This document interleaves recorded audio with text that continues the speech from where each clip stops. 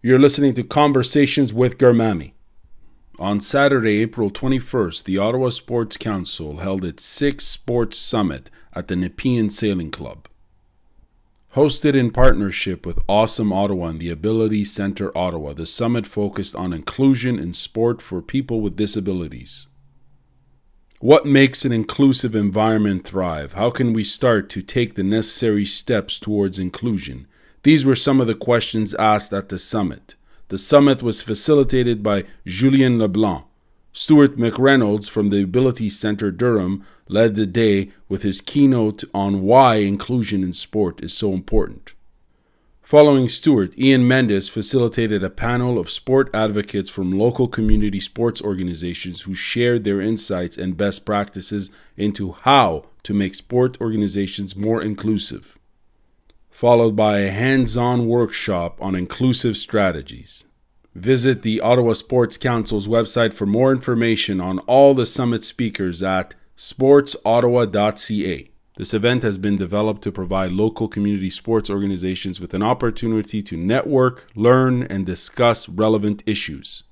An interesting dialogue was created, and as someone involved in the communications, research, and marketing of amateur and professional combat sports, I attended this summit to listen and learn, and I sure did. I also got to speak with some attendees, including a combat sports-related representatives. Yes, I spoke with Yan Binwan. She's Taekwondo Canada's sports coordinator for events. She mentioned the importance of openly welcoming and engaging everyone into their sports program, but also highlighted some of the challenges such as a, quote, lack of resources, unquote, in terms of expertise for coaches when it relates to coaching recreational and or competitive athletes with disabilities. But she's also looking as to, quote, how do we empower them and inspire them? Here are some of the comments, feedback, and testimonies that some of the other attendees shared with me about the summit.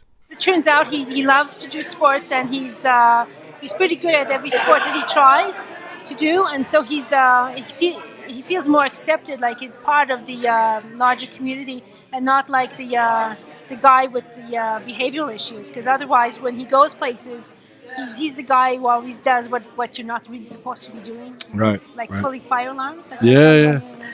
He's done that. I'm Margaret McKinnon, and I'm a mother of a 20-year-old with autism. I came here today to see what was going on and how things are moving on. The programs that are being developed now are not so much to include people with disabilities, but to include everybody in everything, which is significantly better. A lot of athletes who have challenges need different type of equipment. In my case, my son needs to have a person there. That's what he needs for his support, and that's difficult to get.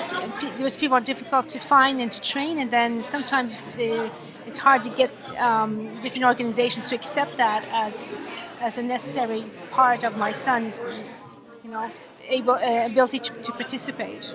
There were talks that made me from cry to laugh. Wow. Because of the content is very touching. Right? Sure. So we talk about things that involve everybody. My name is Hector Carranco from the Rideau Canoe Club. I think this was a very good event in order to understand what the needs for inclusion are of everybody. So I know the difference between integration and inclusion. So we want people to be included, not only integrated. We want to be completely part of the community. The Canoe Club, we're trying to do that.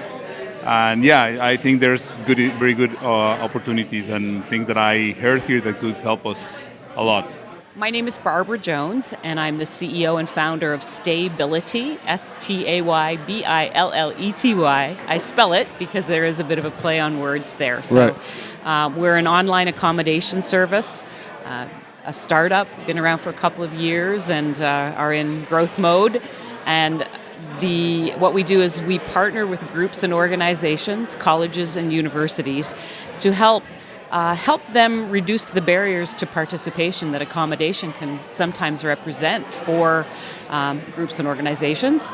And that try to get more people involved in whatever their community might be.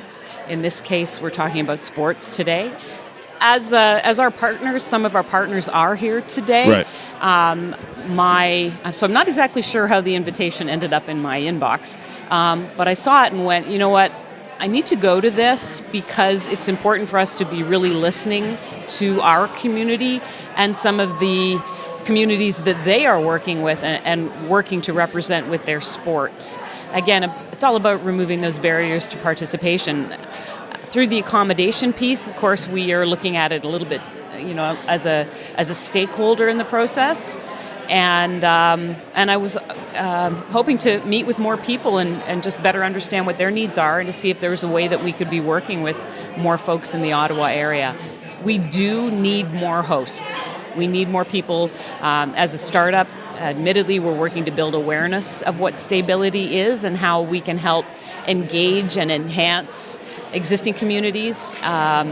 It's good for us to be out here talking to people to create awareness, but also listening to where we could improve our product. And certainly, as an accommodation provider and help, essentially a service to connect people who have extra space with people who need extra space. We have amenities that are about serving the disabled community. Can we be doing that better? Can the design of the site be better?